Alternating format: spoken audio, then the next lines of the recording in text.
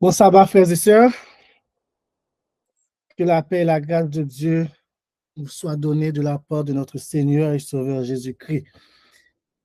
C'est encore un plaisir pour que nous capables de partager parole Seigneur là avec nous et pour que nous capables de continuer cette série que nous commençons, ça fait quelques mois, sous les promesses de victoire aux 7 églises d'Apocalypse. Nous arrivons dans la troisième église, c'est l'église de Pergame. Et l'église de Pergame, nous jouons deux promesses là-dedans qui, dans le développement, obligément de nous séparer en deux. Sinon, nous avons passé un pile temps, je dis, avec moi. Et déjà, toujours dit que moi trop longue dans la prédication. Donc, on a fait la première partie de la promesse là. Et puis, après, mois prochain, par la grâce de Dieu, nous allons pour nous être deuxième partie dans la troisième promesse que Jésus-Christ lui-même lui fait à son Église, des promesses de victoire, frères et sœurs. Okay?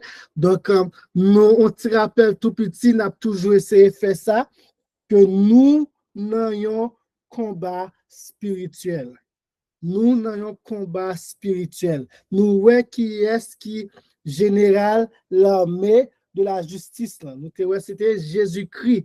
Et nous, monde qui général l'armée de l'injustice, là, c'est du royaume des ténèbres, c'est Satan.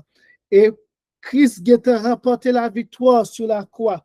Et libère-nous des promesses de victoire pour que nous soyons capables de continuer à marcher dans la foi, dans une foi victorieuse, frères et sœurs, afin que nous soyons capables de mener combat, ça, Jean-Paul dit nous, le combat de la foi, et afin que nous soyons capables de sortir victorieux. Et nous témoignons aussi que Christ donne nous des âmes spirituelles. Si nous t'arrêtons redécouvrir par ça, nous sommes capables de retendre des premiers un message que nous t'ai fait dans la série ça, qui c'est les promesses de victoire aux 7 églises d'Apocalypse. Donc, on nous relit, frères et sœurs, premier avec deuxième promesse que Jésus-Christ lui-même lui fait à l'église. Promesse à l'église d'Éphèse et à l'église de Smyrne. Apocalypse 2, verset 7, il dit nous que celui qui a des oreilles entende ce que l'Esprit dit aux églises. À celui qui vaincra, je donnerai à manger de l'arbre de vie qui est dans le paradis de Dieu. Ça, c'est la première promesse que Jésus-Christ a fait l'église. Et frères et sœurs, il dit à moun qui vaincu, à moun qui gagne bataille là, c'est vrai, c'est à l'église d'Éphèse, mais c'est pour toute l'église que promesse sur frères et sœurs. À l'église d'Éphèse, particulièrement, qui a traversé un moment difficile, frères et sœurs. Donc, il fait promesse à celui qui vaincra, je donnerai à manger de l'arbre de vie. Est-ce que pas t'as même goûté fruit ça?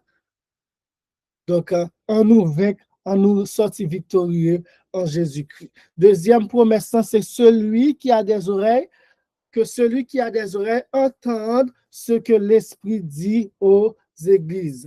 Celui qui vaincra n'aura pas à souffrir la seconde mort. Deuxième promesse, c'est celui qui vaincra n'aura pas à souffrir la seconde mort, frères et sœurs. Nous t'es bien détaillé là, moi, pour nous t'es bien ouais qui ça qui première mort là, qui ça qui seconde mort là, et nous t'es ouais par étape qui est-ce que première résurrection, deuxième résurrection, le feu de la GN, etc., qui Jean 1000 ans, tout bas, nous t'es bien mis dans le contexte et nous t'es ouais que la Bible, clair sous qui ça qui en premier mot la seconde mot frères et sœurs, et nous t'es ouais la seconde mot c'était la destruction éternelle. Frères et sœurs, nous te c'est la destruction éternelle et Jésus-Christ dit nous que monde qui sorti vainqueur dans le combat ça, il a pas connaît la seconde mort. Pour qui ça? Parce que Christ a été ressuscité lorsque il tournait et la vie éternelle. Troisième promesse que nous prenons, je dis que nous prenons développer, frères et sœurs, c'est Dans Apocalypse 2, verset 17 que nous trouvons, c'est la promesse à l'église de Pergame, que celui qui a des oreilles entende ce que l'Esprit dit aux églises. À celui qui vaincra, je donnerai de la manne cachée et je lui donnerai un caillou blanc. Et sur ce caillou est écrit un nom nouveau que personne ne connaît si ce n'est celui qui le reçoit. Frères et sœurs, n'a développé particulièrement aujourd'hui à celui qui vaincra, je donnerai de la manne cachée. Est-ce que nous partageons qu'on est goût la manne? Nous te ouais, Israélites, ils étaient saisis, ils pas de compte qui ça t'est. Et mais Christ encore lui-même, il fait nos promesses de un manne. Et c'est à celui qui vaincra, à tout le monde qui sortit victorieux que Christ adressé. Frères et sœurs. Donc, on nous prie ensemble avant que nous commencions, quand nous rentrions dans le contexte et développer troisième promesse, on nous demande bon Dieu pour qu'il soit capable d'assister nous par la puissance de son Saint-Esprit. Mon Père, Dieu, toi, saint, nous te merci pour parole qui est là pour guider nous, qui sont lampe à nos pieds et une lumière sur nos sentiers, mon papa. Merci pour parole qui est là pour nourrir nous, pour qu'un nous, mon Père. Tandis que le monde n'a pas offert un rien qui satisfaisant à notre âme, mon papa. Mais notre parole, nous trouvons tout ça qui est bon pour nous. Nous disons merci de ce que vous faites nous promesses à travers Jésus-Christ, petit tout, que si nous sommes vainqueurs, nous sommes capables de goûter, manger la manne cachée.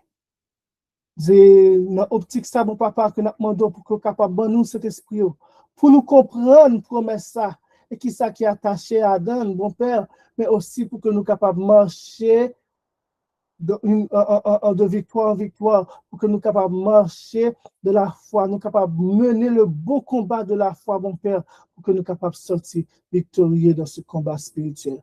Fais-nous grâce, pardonnez-nous, restez avec nous, purifiez-nous de tout péché, mon Père, du plus petit au plus grand, mon papa. Fais-nous grâce, mon Père. Restez avec nous, que l'Église soit capable de sortir édifiée, et que même qui a parlé dans nos, mon papa, ou capable de purifier les voix, mon Père, ou capable fait que message ça, bon papa, capable bénéfique pour ma vie spirituelle. Restez avec nous, mon Père, nous prions. C'est parce que nous voulons nous dire, nous avons petit tout Jésus qui a vécu pour tout le temps. Amen. Amen. Donc, on nous relit troisième promesse, frères et sœurs, que celui qui a des oreilles, en Apocalypse 2, verset 17, que celui qui a des oreilles entend ce que l'Esprit dit aux églises. À celui qui vaincra, je donnerai de la manne cachée et je lui donnerai un caillou blanc. Et sur ce caillou est écrit un nom nouveau, que personne ne connaît si ce n'est celui qui le reçoit. Dans le contexte, troisième promesse, frères et sœurs, c'est une promesse qui est faite à l'église de Pergame. Et nous savons que l'église de Smyrne était durée de l'an 100 à l'an 323. Et l'église de Pergame, sont l'église qui va durer de l'an 323 à l'an 538. On nous lit qui ça Jésus-Christ lui-même lui dit à cette église, qui ça t'est adressé dans la lettre. Il dit, écrit à l'ange de l'église de Pergame, voici ce que dit celui qui a l'épée aiguë à deux tranchants. Je sais où tu demeures. Je sais que là est le trône de Satan. Bien que Satan demeure là, demeure dans le trône, sous trône là, il y a trône là, mais Christ dit, il y a un membre dans l'église, tu retiens mon nom et tu n'as pas renié ma foi. Même au jour d'Antipas, mon témoin fidèle qui a été mis à mort chez vous, là où Satan a sa demeure. Mais j'ai quelque chose contre toi, voilà reproche, la réprimande, c'est que tu as là des gens attachés à la doctrine de Balaam, qui enseignait à Balak à mettre une pierre d'achoppement devant les fils d'Israël pour qu'ils mangeassent des viandes sacrifiées aux idoles et qu'ils se livrassent à l'impudicité. De même, toi aussi, tu as des gens attachés pareillement à la doctrine des Nicolaïtes. Repends-toi donc, sinon je viendrai à toi bientôt et je les combattrai avec l'épée de ma bouche. Frères et sœurs, Pergame signifie élévation, hauteur. C'est une période côté l'église là pour connaître un éblouissement, vos frères et sœurs. Parce que l'Empire romain pour reconnaître lui. C'est une période côté l'empereur romain Constantin censé diriger au début de cette période l'église là, frères et sœurs. L'église qui connaissait la persécution et la tribulation lorsque nous voyons dans l'histoire de l'église de Smyrne, est maintenant élevée à la hauteur de la religion de l'Empire. Le christianisme, une religion qui était bannie, une religion qui était considérée comme une secte. Voilà ce christianisme qui a venir la religion d'État. Frères et sœurs, mais si l'Église, période ça, pour connaître l'élévation ça, ce n'est pas pour tout le monde, frères et sœurs. Enfin, si la persécution a cessé d'une manière générale, elle l'était seulement si vous aviez accepté la nouvelle norme et aviez cru à toutes les fausses doctrines qui s'étaient introduites à l'Église, maintenant officielle.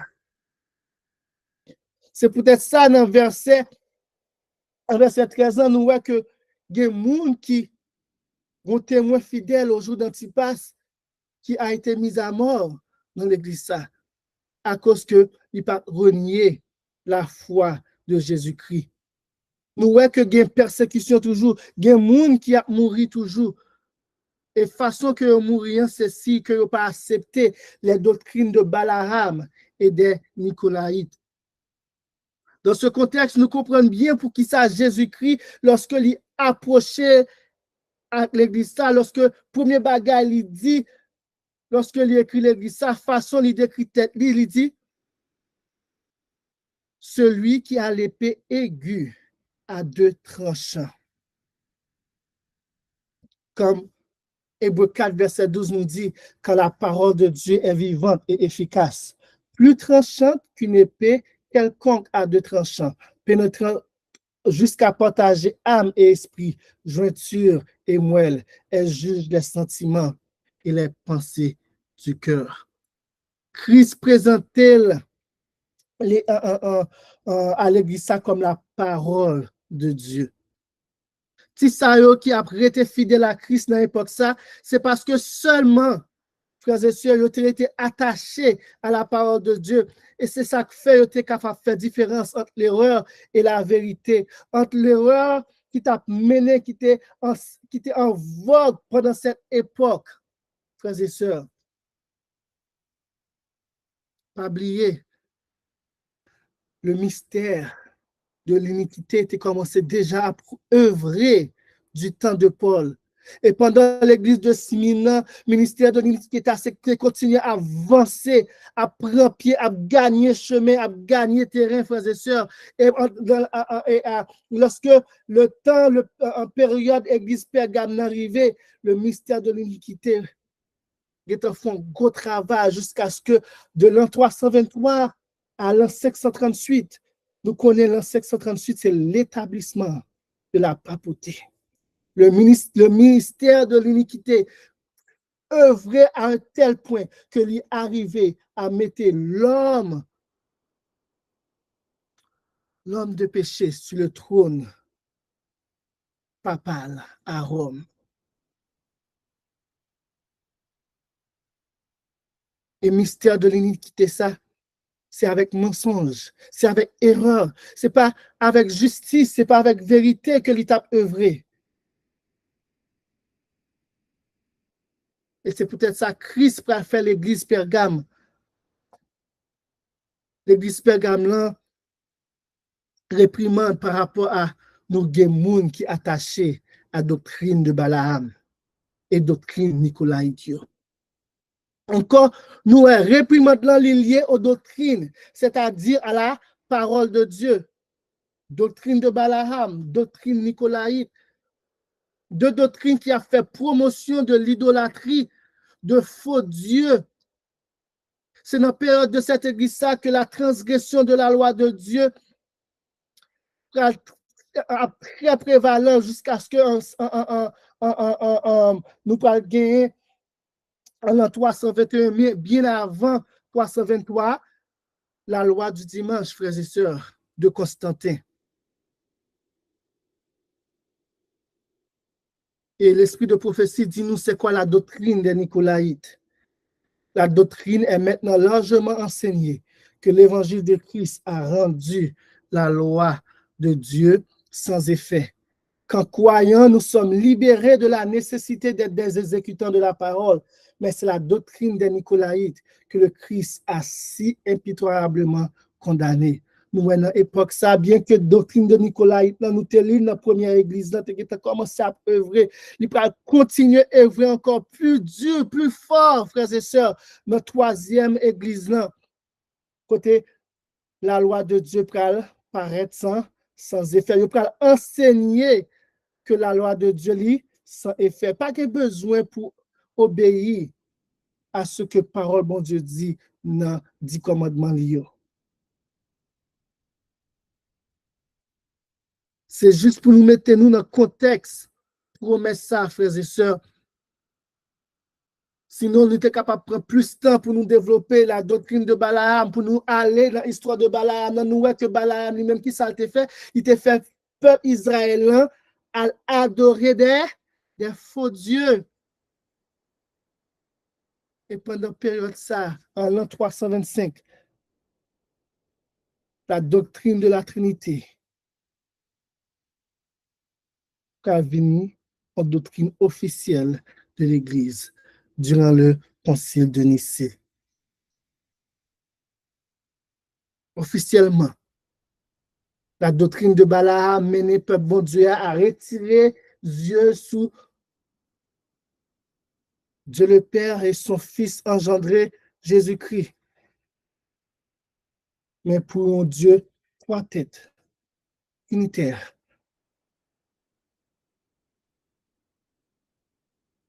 Le mystère de l'iniquité est vrai avec force.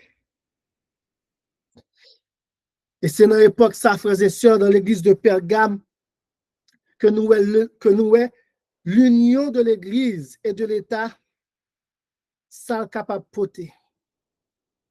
S'il portait prospérité matérielle de côté, l'église pas en persécution, l'église qui a construit temple, qui a construit bâtiment, nos libres, etc. S'il portait des prospérités matérielles d'un côté, de l'autre côté, frères et sœurs, ça nous est qui constate que parole bon Dieu fait nous est, dit-nous. C'est que nous avons une décadence spirituelle, c'est que nous avons une pauvreté spirituelle comme résultat. Et parole bon Dieu, servez-nous comme exemple pour que nous soyons capables de voir et comprendre les dangers qui gagnent dans l'union de l'Église et de l'État. Et cet avertissement est encore valable puisque nous parlons et que nous comprenons, frères et sœurs, que dans Apocalypse 13, dans Apocalypse 14, frères et sœurs, cette union de l'Église et de l'État est symbolisée par l'image de la bête. Elle démontre nous que ce n'est pas un bon bagage. L'Église de Pergame, durant cette période, il y a un pile leçon à apprendre, nous, frères et sœurs. Un pile leçon pour que nous soyons capables de tirer de l'époque ça, de l'Église ça, et que nous supposons prendre temps pour que nous soyons capables d'étudier personnellement, pour que nous soyons capables de fortifier foi nous sur la question de l'image de la bête. Nous sommes capables de voir qui ça qui t'est passé lorsque l'union de l'État et de l'Église t'est venue en réalité, et qui ça qui va passer. Nous sommes capables de comprendre qui genre ça a passé dans le futur lorsque l'union de l'État et de l'Église sera encore d'actualité. Quand il y a là, on nous entraîne dans la promesse que Christ fait à l'Église. Il paraît évident, en effet, pour que Christ fait l'Église, sa promesse sous la manne, qui c'est un symbole de la parole de Dieu, le pain de vie, de Jésus-Christ. L'Église, pour grandir à position, t'a passé parole bon Dieu en bas pied. À petit groupe qui peut rester fidèle Christ Dio, moins connaît que nous rester attachés à parole moins. À tout si là qui remporte la victoire, moi pour me plus parole moi toujours qui caché. Christ fait une promesse que rester attaché à parole moi, frères et sœurs. Et moi j'ai plus bagaille pour me dire nous, j'ai plus bagaille pour me démontrer nous. Pas oublier promesse frères et sœurs, nous capables de tirer des leçons spirituelles là-dedans dans un moment ça, mais c'est des promesses qui seront des réalités dans le paradis. Oui, nous sommes capables d'apprendre, nous sommes capables de manger la manne que bon Dieu guette bon nous à travers parole, la Bible, mais promesse là il plus à voir toujours parce que c'est dans le futur que Christ pral bayo cette manne cachée. Une réalité en futur, une réalité que Christ pral ban nous en parole que l'hypoco ban nous, frères et sœurs. Et juste rappelez-nous que ça arrivait déjà. Christ a dit disciples, il y a pile bagaille pour me dire nous, mais nous pas prêts, nous pas prêts, nous pas attendre lorsque le consolateur viendra. Il vous enseignera telle chose, telle chose, telle chose. Christ a pile bagaille pour lui parler avec nous toujours. Il a dit pareil pour lui dire nous, frères et sœurs. Donc c'est à nous-mêmes, c'est à nous-mêmes pour nous décider est-ce que nous avons été vainqueurs pour que nous soyons capables de goûter la manne cachée que Christ a pour nous. L'expression la manne, frères et sœurs, nous trouvons premièrement dans le livre d'Exode. Nous connaissons l'histoire. Nous connaissons l'histoire du peuple israélien. Je vais inviter nous lire. Ouvrez la Bible nous dans Exode 16, verset 1 en pile. Donc, on va mettre tout sous le PowerPoint là. Donc, ouvrez la Bible nous avec moi dans Exode 16. Verset 1er. Toute l'assemblée des enfants d'Israël partirent d'Élim et ils arrivèrent au désert de Sin, qui est entre Élim et Sinaï, le 15e jour du second mois après le sortie du pays d'Égypte. Et toute l'assemblée des enfants d'Israël murmura dans le désert contre Moïse et Aaron. Les enfants d'Israël leur dirent, que ne sommes-nous morts par la main de l'Éternel dans le pays d'Égypte? L'Éternel pour tout. Pendant ce temps, pas mourir, il mourir dans les Égyptiens. Quand nous étions assis près des pots de viande, quand nous mangeons du pain à satiété, quand vous nous avez menés dans ce désert pour faire mourir de faim toute cette multitude. Moun qui n'a esclavage, je connais pas manger, le connais pas remplir manger pour manger votre déboutonné, mais c'est murmure là qui comme ça frères et sœurs. Vous avez oublié ces misères vous t'a passé. L'Éternel dit à Moïse, voici, je ferai pleuvoir pour vous du pain du haut des cieux. Le peuple sortira et en ramassera jour par jour. Le peuple sortira et ramassera jour par jour la quantité nécessaire afin que je le mette à l'épreuve et que je vois s'il marchera ou non selon ma loi. Mon Dieu, pour mettre le peuple à l'épreuve, dans la question, man ça que il parle bali, pain du ciel que il parle bali. Pour voir s'il a obéi, voir s'il a marché selon commandement lié. Le 6e jour, lorsqu'ils prépareront ce qu'ils auront apporté, il s'en trouvera le double de ce qu'ils ramasseront jour par jour. Moïse et Aaron dirent à tous les enfants d'Israël, ce soir, vous comprendrez que c'est l'Éternel qui vous a fait sortir du pays d'Égypte. Et au matin, vous verrez la gloire de l'Éternel, parce qu'il a entendu vos murmures contre l'Éternel. Que sommes-nous pour que vous murmuriez contre nous? Moïse dit, l'Éternel vous donnera ce soir de la viande à manger, et au matin du pain à satiété, parce que l'Éternel a entendu les murmures que vous avez proférés contre lui. Car que sommes-nous? Ce n'est pas contre nous que sont vos murmures, c'est contre l'Éternel. Moïse dit à Aaron, dit à toute l'assemblée des enfants d'Israël, approchez-vous devant l'Éternel, car il a entendu vos murmures. Et tandis qu'Aaron parlait à toute l'assemblée des enfants d'Israël, ils se tournèrent du côté du désert, et voici la gloire de l'Éternel parut dans la nuit.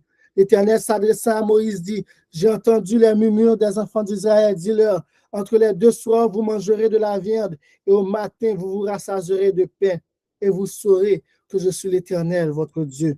Le soir, il suivit des cailles qui couvrirent le camp, et au matin, il y eut une couche de rosée autour du camp. Quand cette rosée fut dissipée, il y avait à la surface du désert quelque chose de menu comme des grains, quelque chose de menu comme la gelée blanche sur la terre. Les enfants d'Israël regardèrent et ils se dirent l'un à l'autre, qu'est-ce que cela? La manne signifie qu'est-ce que cela? Car ils ne savaient pas ce que c'était. Moïse leur dit, c'est le pain que l'Éternel vous donne pour nourriture. Donc la manne, c'est pain que l'Éternel baille comme nourriture. Voici ce que l'Éternel a ordonné, que chacun de vous en ramasse ce qu'il faut pour sa nourriture. Un homère par tête, suivant le nombre de vos personnes, chacun en prendra pour ceux qui sont dans sa tente. Les Israélites firent ainsi et en ramassèrent les uns plus, les autres moins.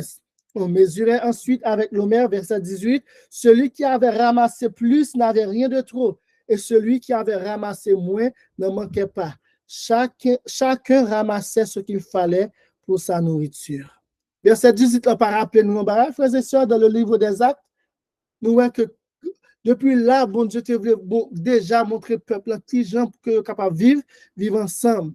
Et le livre des Actes, frères et sœurs, le christianisme aussi commençait avec cet esprit de partage. Yon pas de gain passer l'autre. Ça, tu te gain 10, il te mettait ensemble pour que tout est capable de gagner même bagaille. Verset 19. Moïse leur dit que personne n'en laisse jusqu'au matin. Ils n'écoutèrent pas Moïse et il y eut des gens qui en laissèrent jusqu'au matin, mais il s'y mit des vers et cela devint infect. Moïse fut irrité contre ces gens.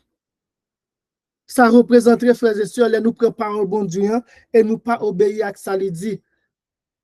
Nous tordons sens li. La manne qui représentait le pain du ciel, la parole de Dieu, nous tordons par le bon Dieu. Au lieu de nous jouer une bénédiction, nous jouons une corruption, frères et sœurs. Ouais, maintenant, t'es bon pour te manger, mais il faut que pas te faire selon ce que bon Dieu t'a demandé. Parole là, bon Dieu dit nous, il est bon pour que nous reposer 11 jours sur 7. Et il dit nous, mais qui jour pour nous reposer, le 7e jour de la semaine. Mais lorsque nous prenons le premier jour de la semaine, nous dit, parole, bon Dieu dit nous, faut nous reposer, mais nous prenons l'autre jour que je le demandais. Qui ça nous fait? Nous tordons parole, bon Dieu, et nous jouons une corruption là-dedans. On nous continue, verset 21. Tous les matins, chacun ramassait ce qu'il fallait pour sa nourriture. Et quand venait la chaleur du soleil, cela fondait. Le 6e jour, ils ramassèrent une quantité double de nourriture, 2 homères pour chacun. Tous les principaux de l'assemblée vinrent le rapporter à Moïse. Et Moïse leur dit, c'est ce que l'Éternel a ordonné. Demain est le jour du repos, le sabbat consacré à l'Éternel. Faites cuire ce que vous avez à faire cuire. Faites bouillir ce que vous avez à faire bouillir et mettez en réserve jusqu'au matin tout ce qui restera. Ils le laissèrent jusqu'au matin, comme Moïse l'avait ordonné, et cela ne devint point infect, et il ne s'y mit point de verre. Nous, frères et sœurs, lorsque c'est l'Éternel qui dit, maintenant pas gâté. Mais lorsque c'est les hommes qui ont laissé faire affaire par eux, on l'autre jour que joue l'Éternel demandé à, maintenant lui gâté, frères et sœurs. Donc, c'est important ça qui est pour nous rester attachés à l'ordre explicite de l'Éternel pour que nous ne pas torder parole bon Dieu et nous pas joindre corruption. Moïse dit, verset 25, mangez-le aujourd'hui, quand c'est le jour du sabbat. Aujourd'hui, vous n'en trouverez point dans la campagne. Pendant 6 jours, vous en ramasserez. Mais le 7e jour, qui est le sabbat, il n'y en aura point. Le 7e jour, quelques-uns du peuple sortirent pour en ramasser et ils n'en trouvèrent point. Alors l'Éternel dit à Moïse, jusque à quand refuserez-vous d'observer mes commandements et mes lois? Malgré nous double portion le 6e jour, le vendredi, le 6e jour de la semaine, nous dit-nous pour que nous soyons capables de manger le 6e jour, le jour du sabbat. Malgré ça, ils ont sorti, ils ont désobéi. Mon Dieu, jusque à quand, frères et sœurs, et question ça, c'est pour nous tous. Jusque à quand on a décidé d'obéir à l'Éternel tout bon. Jusque à quand on a décidé de servir lui tout bon. Considérez que l'Éternel vous a donné le sabbat. C'est pourquoi il vous donne au 6e jour de la nourriture pour 2 jours. Que chacun reste à sa place et que personne ne sorte du lieu où il est au 7e jour. Et le peuple se reposa le 7e jour. La maison d'Israël donna à cette nourriture le nom de manne. Elle ressemblait à la graine de coriandre. Elle était blanche et avait le goût d'un gâteau au miel. Nous voyons que manne, que bon Dieu te baille, peuple Israël, il était bon goût dans la bouche. De même, parole bon Dieu, au niveau spirituel, il y a un bon goût pour nous, frères et sœurs. Verset 32, Moïse dit, voici ce que l'Éternel a ordonné, que nos mers remplies de graines de manne soient conservées pour vos descendants, afin qu'ils voient le pain que je vous ai fait manger dans le désert, après vous avoir fait sortir du pays d'Égypte. Verset 33, et Moïse dit à Aaron, prends un vase, mets-y de la manne, plein un homère, et dépose-le devant l'Éternel, afin qu'il soit conservé pour vos descendants. Suivant l'ordre donné par l'Éternel à Moïse, Aaron le déposa devant le témoignage. Devant le témoignage, afin qu'il fût conservé. Les enfants d'Israël mangèrent la manne pendant 40 ans, jusqu'à leur arrivée dans un pays habité. Ils mangèrent la manne jusqu'à leur arrivée aux frontières du pays de Canaan. Pendant 40 ans, l'Éternel baille au manne ça, frères et sœurs. Ils sont pas malades. Ils pas vin pas vin sèche. Ils pas aucun manque de vitamines ou de nutriments. Ce pain du ciel, cette manne, frères et sœurs, tu gain tout un nutriment essentiel pour que tu es capable de vivre pendant combien de temps? Pendant 40 ans. Si moun yo qui grandit, qui t'a mangé man ça, yo pas rachitique. Yo pas rachitique. Yo pas chétif. Yo pas chétif. Yo pas un petit moun qui a gros ventre, petit bras fin, pas choco. Cette manne te gen tout nutriment essentiel pour que yo capable vivre pour physique. Si nous comparons au niveau spirituel, la manne qui représente la parole de Dieu, c'est ainsi. Il y a tout ça qui est nécessaire pour notre vie spirituelle, pour notre âme, frères et sœurs. Mais nous connaissons, nous les hommes, nous sommes des éternels insatisfaisants. Dans Nombre 11, frères et sœurs, dans Nombre 11, le peuple a trouvé que lui mangeait trop la manne. Lui, ouais, la manne, notre trop d'évangile. Nombre 11. Le peuple murmura et cela déplut aux oreilles de l'Éternel. Lorsque l'Éternel l'entendit, sa colère s'enflamma. Le feu de l'Éternel s'alluma parmi eux et dévora l'extrémité du camp. Le peuple cria à Moïse. Moïse pria à l'Éternel et le feu s'arrêta. On donna à ce lieu le nom de Tabaéra parce que le feu de l'Éternel s'était allumé parmi eux. Encore, après événement ça qui finit passer, ou t'as dit, ou t'as appris le son, il pas plein encore. Il y aurait plein au verset 4, le ramassis de gens qui se trouvaient au milieu d'Israël fut saisi de convoitise. Et même les enfants d'Israël recommençaient à pleurer et dire, qui nous donnera de la viande à manger? Dans le verset 4 là, ce groupe étranger, le ramassis de gens qui se trouvaient au milieu d'Israël, qui commençaient à plaindre encore. Et lorsque plaindre commençait à prendre un camp, les enfants d'Israël par recommencer à murmurer. Qui nous donnera de la viande à manger? Le songer vient, nous, frères et sœurs. Nous nous souvenons des poissons que nous mangeons en Égypte et qui ne nous coûtaient rien, comme si la manne nous coûtait en bagaille. Des concombres, des melons, des poireaux, des oignons, des œufs. Maintenant, notre âme est desséchée. Plus rien, nos yeux ne voient que de la manne. Frères et sœurs, fatigués avec manger la manne, ça. Fatigué. Es-tu fatigué de la simplicité de l'évangile, de la parole de Dieu?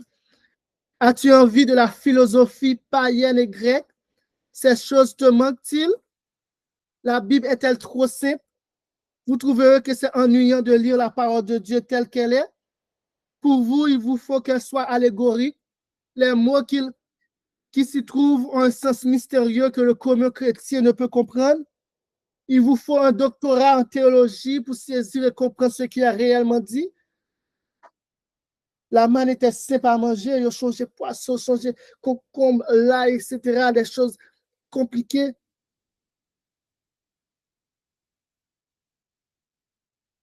Dans Tragédie des siècles, page 649, si nous faisons application spirituelle de révolte, ça, de murmure, ça, les vérités les plus clairement révélées dans les Écritures ont été mises en doute par des savants qui, s'attribuant une grande sagesse, enseignent que les Écritures ont un sens mystique, secret, spirituel, qui ne paraît pas dans les termes employés. Nous, les pères, nous disons, nous, c'est pas papa vrai, etc. Nous, les fils, nous disons, nous, c'est pas fils. Et nous, les fils, seul fils engendré, nous disons, nous, c'est seul engendré, monogénèse, ça, l'autre sens, etc. C'est pas réellement ça. Nous, les sagesse, nous disons, Christ, c'est la sagesse, nous disons, non. Un sens mystique, secret, spirituel. Ces hommes sont de faux docteurs, frères et sœurs. C'est à eux que Jésus dit, vous ne comprenez ni les Écritures, ni la puissance de Dieu. Là où il n'y a ni figure, ni symbole, il faut donner au terme de la Bible leur sens le plus évident. Nous pas lire Daniel, qui a figure symbole, nous pas lire Apocalypse, nous la Bible là, un mot qui dans la Bible là, sens que supposé gagner. Nous lire des prophéties qui tu retrouves dans d'autres parties de la Bible, là, il faut nous chercher terme mieux, ce qui ça signifie. Et la Bible s'explique par elle-même. Lorsque nous sommes bêtes, la Bible pas dit nous c'est le royaume que nous représentons. Nous pas besoin de chercher bien loin. Nous pas besoin de compliquer les choses. La Bible est simple. Si quelqu'un veut faire sa volonté, il connaîtra si ma doctrine est de Dieu. Et les Noirs pas dit, si l'on voulait attribuer aux paroles de l'Écriture leur sens propre, si nous te lis par un bon Dieu pour ça que lié,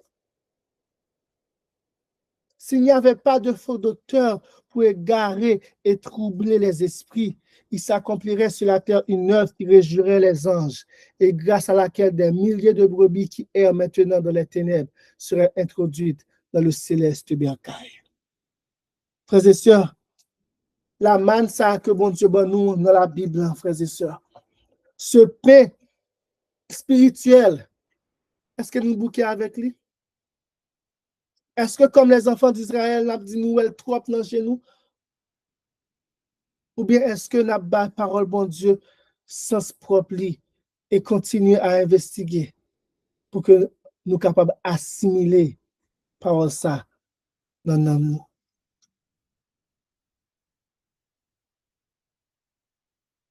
En effet, frères et sœurs, Moïse parle nous vraie raison qui fait l'Éternel par peuple à la manne.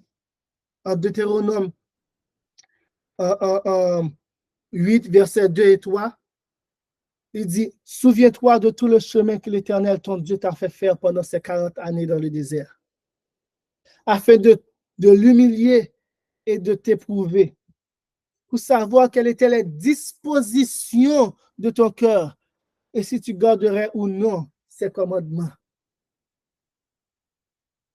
Il t'a humilié, il t'a fait souffrir de la faim, il t'a nourri de la manne que tu ne connaissais pas et que n'avaient pas connu tes pères. Afin quoi? Afin de t'apprendre que l'homme ne vit pas de pain seulement, mais que l'homme vit de tout ce qui sort de la bouche de l'Éternel. Et bon Dieu, fais-nous grâce pour notre trimestre, frères et sœurs, nous étudions leçon qui apprend nous, qui sa parole, bon Dieu, la puissance de la parole, qui est fait, capable de faire de la vie, nous.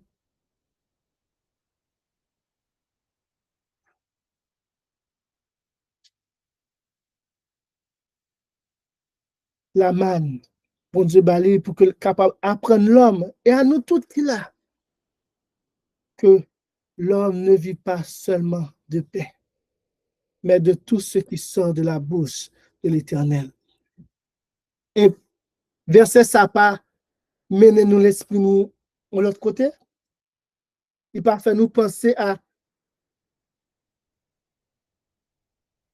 première tentation de Jésus-Christ, que Satan, par Jésus-Christ, en Matthieu 4, verset 3 et 4, le tentateur s'est approché et lui dit, si tu es fils de Dieu, ordonne que ces pierres deviennent des pains.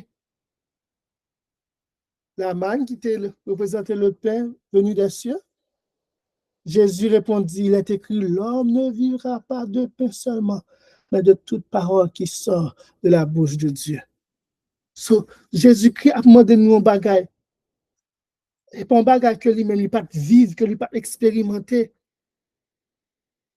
Il est obligé de faire par confiance, c'est par. Luc dit nous, l'Esprit amena Jésus dans le désert pour être tenté. Jésus pas allé contre lui. C'est papa qui m'énerve.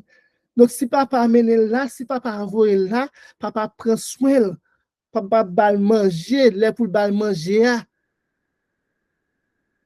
L'homme ne vivra pas de pain seulement, mais de toute parole qui sort de la bouche de Dieu. Mais ça, Satan dit,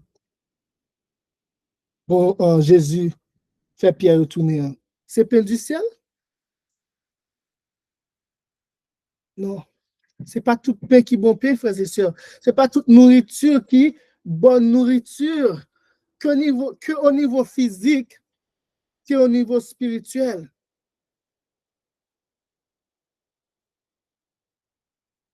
Le seul pain que nous avons besoin, c'est la parole qui sort de la bouche de Dieu, frères et sœurs. Et Jésus-Christ lui-même, il pral faire un, est-ce capable de dire un résumé, mais il pral faire une bonne application, voilà le terme, il pral faire une bonne application de cette manne qui représentait dans Jean 6. Jésus, dans Jean 5, fin fait, Jean 5 et au début, Jean 6, fin fait un gros miracle, il fin fait la multiplication des pains. Foule a cherché, de manger bien, il faut nous jouer mettre ça, il faut nous jouer un homme ça qui, pour nous au moins mettre comme moi, au moins là-bas, nous manger chaque jour. Jésus qui t'a dit, nous connaissons pourquoi ça n'a cherché, nous t'es bien mangé hier, nous t'es plein hier, nous besoin pour nous manger encore. Et dans discussion, dans Jean 6, verset 31, le frère dit Jésus, nos pères ont mangé la manne dans le désert, selon ce qui est écrit, il leur donna le pain du ciel à manger. Alors Jésus a dit, en vérité, je vous le dis, Moïse ne vous a pas donné le pain du ciel, mais mon Père vous donne le vrai pain du ciel. Car le pain de Dieu, c'est celui qui descend du ciel et qui donne la vie au monde. Et il lui dit, Seigneur, donne-nous toujours ce pain. Ouais, yo toujours dans niveau physique là. Yo toujours dans niveau physique, yo toujours chercher pour ce que ça satisfait votre yo. Eh ben bon, eh ben Seigneur, bon nous paie ça. Nous même peine venir chercher quelque de pour bon nous paie, nous content nous même nous satisfait. Mais Jésus leur dit, je suis le pain de vie. Celui qui vient à moi n'aura jamais faim. Et celui qui croit en moi n'aura jamais soif. Mais je vous l'ai dit, vous m'avez vu et vous ne croyez point. Même les où vous avez demandé pain, mais vous ne pas comprendre, vous ne pas croire dans ça Jésus-Christ a dit. Tout ça a cherché, c'est satisfaction temporelle. Tandis que Jésus est venu pour donner satisfaction spirituelle et éternelle. Jésus vient démontrer que l'exemple de la manne du temps de Moïse, c'était pour te pointer, pour te mener vers le vrai pain du ciel qui devrait descendre de la part de Dieu. En vérité, verset 47, en vérité, je vous le dis, celui qui croit en moi a la vie éternelle. Je suis le pain de vie. Ce n'est pas un pain qui a mené à la mort.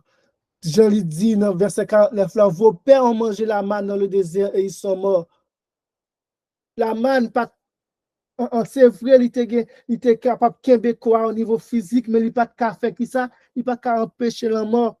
Mais pensa que Jésus-Christ lui-même, que lui est, je suis le pain de vie, pensa que lui portait pour nous, ce pain qui est descendu du Père, non seulement des nuages, frères et sœurs, mais du ciel, du trône de Dieu, qui est descendu littéralement. C'est pain ça, c'est Jésus-Christ qui est capable de nous la vie et pain ça lorsque nous mangeons, qui s'est passé, nous pas mourir. Verset 57 ici, le pain qui descend du ciel, afin que celui qui en mange ne meure point. Je suis le pain vivant qui est descendu du ciel. Par contre, combien de fois Jésus dit ça? Je suis le pain vivant, je suis le pain de vie. Si quelqu'un mange de ce pain, il vivra éternellement. Et le pain que je donnerai, c'est ma chair que je donnerai pour la vie du monde. Et là, Christ montre-nous liaison descente, raison descente, pour que nous soyons capables de joindre comme un pain de vie. Il faut que lui mourir, il faut que lui coller en sacrifice, afin que lui capable de le monde la vie. Et le pain que je donnerai, c'est ma chair, que je donnerai pour la vie du monde. Là-dessus, les Juifs disputaient entre eux en disant, comment peut-il nous donner sa chair à manger? Et lorsque nous lisons dans Jésus-Christ, ça va dire, ils comprennent ça Jésus-Christ dit, mais ils fait exprès, en même Jean Nicodème te dit comment est-ce qu'un grand monde est capable de venir pitié, ils fait exprès de ne pas comprendre pour qu'ils soient capables de mettre confusion parmi le peuple, parmi le foule qui était là. Au lieu que Jésus lui-même amoindrir ou bien lui mettre de l'eau dans sa lap, Jésus leur dit, en vérité, je vous le dis. Si vous ne mangez la chair du Fils de l'homme, si vous ne buvez son sang, vous n'avez point la vie en vous-même. Celui qui mange ma chair et qui boit mon sang a la vie éternelle, et je le ressusciterai au dernier jour. Car ma chair est vraiment une nourriture et mon sang est vraiment un breuvage. Celui qui mange ma chair et qui boit mon sang demeure en moi et je demeure en lui. Nous voyons que Jésus-Christ mène ça, même là, il était au niveau physique, comme si il prend Jésus à bali coup dedans. Jésus a mené au niveau spirituel là, que il refusé d'aller. Il dit, celui qui mange ma chair, qui boit mon sang, demeure en moi et je demeure en lui. Ça va faire nous penser à Jean 16, Jean 17, Jean 15. Mon Père, ça qui demeure en moi, mon Père, papa demeurer. Nous viendrons et nous ferons notre demeure en lui, nous dit Jean 16. C'est au niveau spirituel, l'esprit du Fils a demeuré dans nous lorsque nous mangeons chair et boissons, lorsque nous accaparons de ce pain du ciel, de la parole de Dieu. Comme le Père qui est vivant m'a envoyé, et que je vis par le Père. Mais là, bon exemple, ainsi celui qui me mange vivra par moi. C'est une communion constante avec Papa qui fait Christ ta vivre par le Père. Ainsi, mais qui gens pour nous manger, mais qui modèle, mais qui exemple que moi bah nous. C'est de cette manière que vous devez me manger, devez manger ma chair. Et en faisant cela, nous vivons par nous-mêmes. C'est ici le pain qui est descendu du ciel. Il n'en est pas comme de vos pères qui ont mangé la manne et qui sont morts. Christ rappelez ça. La manne que Moïse te baillon, là où te fin manger, là te mourir. Celui qui mange ce pain vivra éternellement.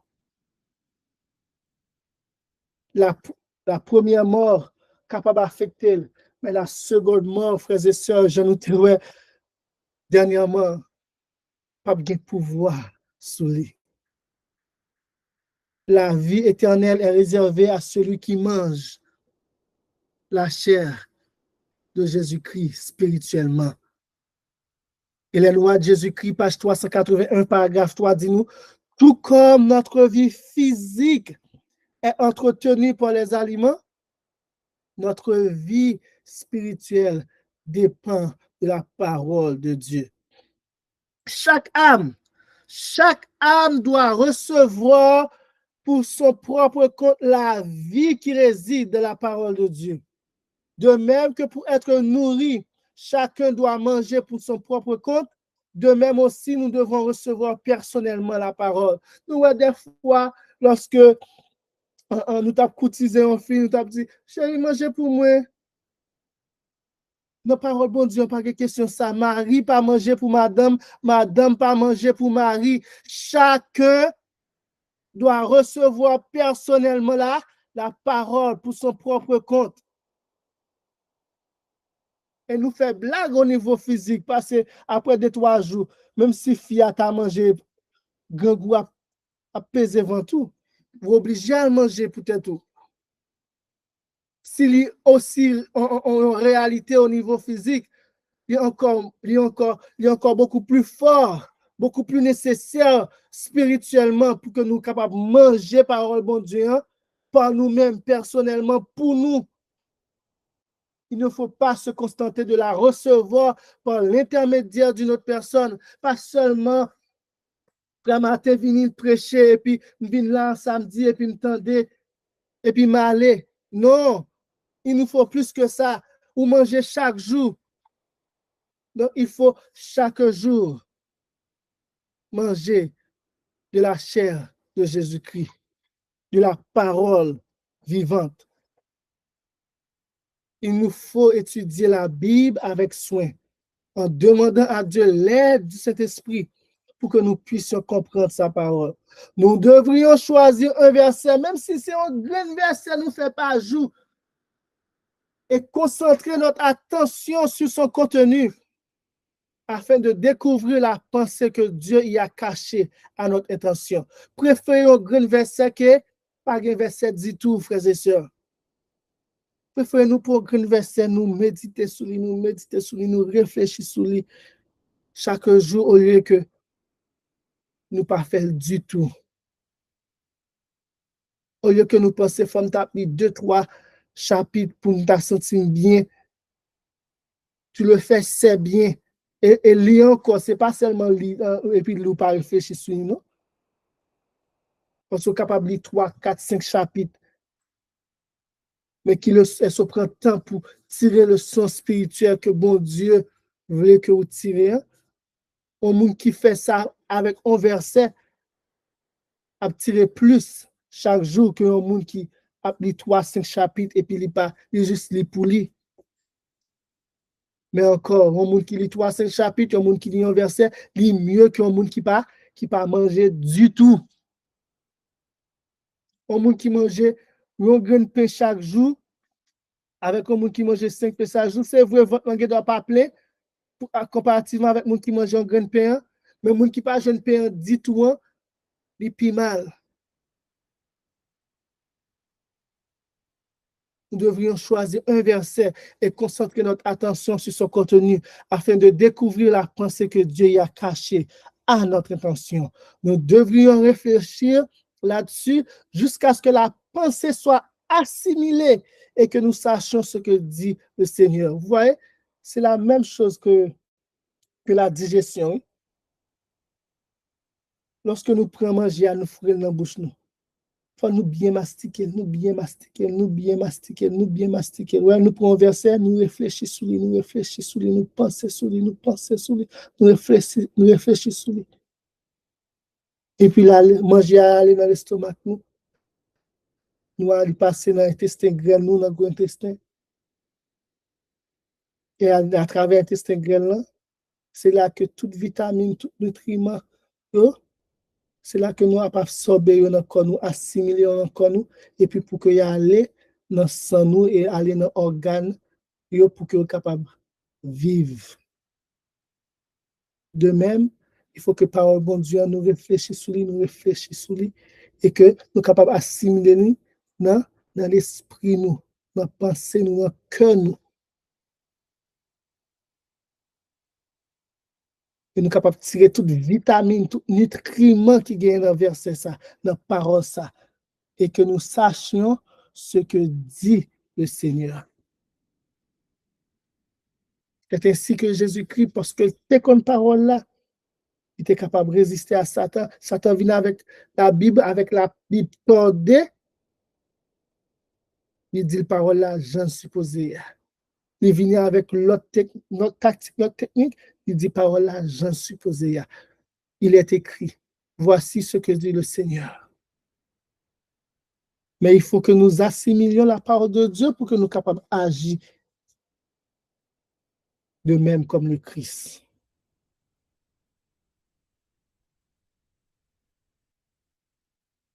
Et lorsque Jésus finit tant de paroles, ça, en Jean 6, verset 60, plusieurs de ses disciples, après l'avoir entendu dire, cette parole est dure, qui peut l'écouter?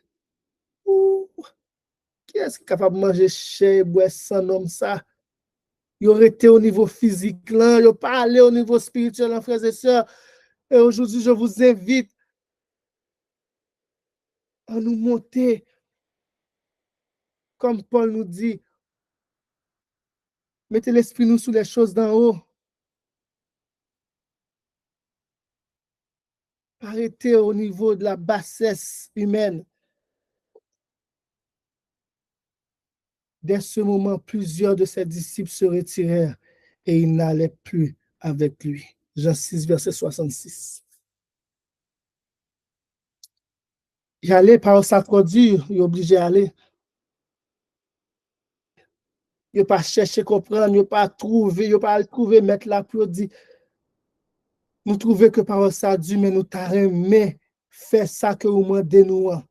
Nous t'arrêtons obéir à nous-mêmes. Si vous trouvez dans la position, ça, frères et sœurs, faites ça, allez côté Jésus-Christ. Oui, des fois, les paroles, je ne pas fin comprendre. Je trouve difficile pour moi pour que je sois capable de comprendre, pour que je assimiler. Bon, papa, bon, moi, cet esprit pour que je sois capable de comprendre parole, pour que je sois capable de manger parole ça. Pas juste virer d'eau, frères et sœurs. Pas abandonner Jésus-Christ, mais aller vers lui-même pour qu'on soit capable de comprendre. Et Jésus-Christ a dit à 12 yeux, et vous ne voulez pas aussi vous en aller? Simon-Pierre répondit, Seigneur, à qui irions-nous? Et que ce soit la réponse de chacun de nous, frères et sœurs, ici. Seigneur, à qui irions-nous? Tu as les paroles de la vie éternelle. Nous pas de l'autre côté pour nous aller, nous reconnaître que c'est vous qui source de la vie et nous faire expérience là avec l'autre. Nous te l'autre maître, nous te l'autre rabbin. Mais ça, pour nous, mon papa, est différent. Et nous avons cru et nous avons connu que tu es le Christ, le Saint de Dieu. Est-ce que vous croyez ça? Est-ce que vous foi ça? Est-ce qu'on connaît Jésus-Christ comme étant le Saint de Dieu? Est-ce qu'on connaît cet homme de Nazareth, de Bethléem, comme étant loin de Dieu, comme étant le Saint de Dieu? Que c'est lui qui est capable de nous la vie, qu'il n'y a pas aucun de l'autre côté que nous sommes capables d'aller, frères et sœurs?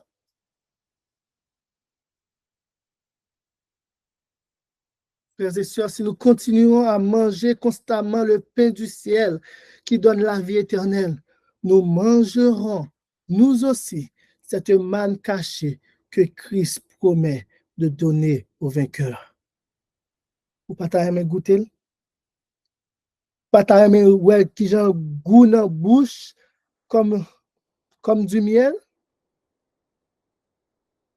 Cette manne cachée est pour chacun de nous qui sortira vainqueur de ce combat de la foi en Christ. On a fini avec citation ça de Stephen Haskell, un de nos pionniers, le voyant de Patmos, page 35, verset 26.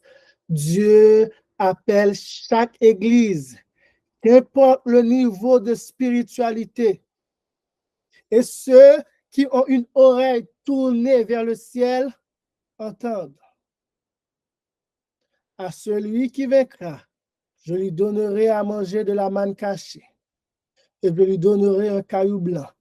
Et sur le caillou, un nouveau nom écrit qu'aucun homme ne connaît sinon celui qui le reçoit. Comme les péchés de l'église de Pergame sont donnés de la forme d'une parabole, ainsi les bénédictions à ceux qui se répandent de cette époque sont offertes en image. Ceux qui avaient dans le péché mangé de la nourriture offerte aux idoles se voient offrir en échange de la manne cachée. La manne est le pain du ciel. Et comme elle était le seul aliment nécessaire pour nourrir les multitudes d'Israël durant leur séjour de 40 années, elle est devenue un emblème de Christ, le pain descendu du ciel dans le monde. Le fait de manger la chair sacrifiée aux idoles amène la mort, mais la manne cachée donne la vie.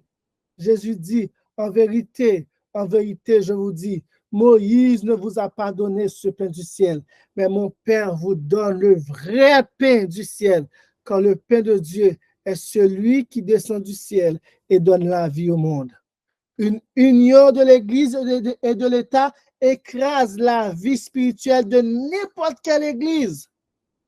Pourquoi les hommes mangeront-ils la nourriture de l'idolâtrie lorsque le pain du ciel est gratuit pour tous?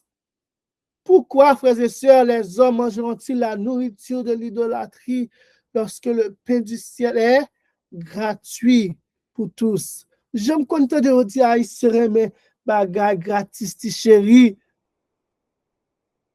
Pourquoi les chrétiens, dans l'éducation de leurs enfants, frères et sœurs, on leur tête chargée, on leur aspect, oui, non, bagage ça, frères et sœurs. Si nous allons dans la question d'éducation, qui est capable de prendre l'autre 2 heures de temps encore, oui? Pourquoi les chrétiens, dans l'éducation de leurs enfants, cultivent en eux un appétit pour la nourriture sacrifiée aux idoles au lieu de la table chargée de manne qui donne la vie à l'âme?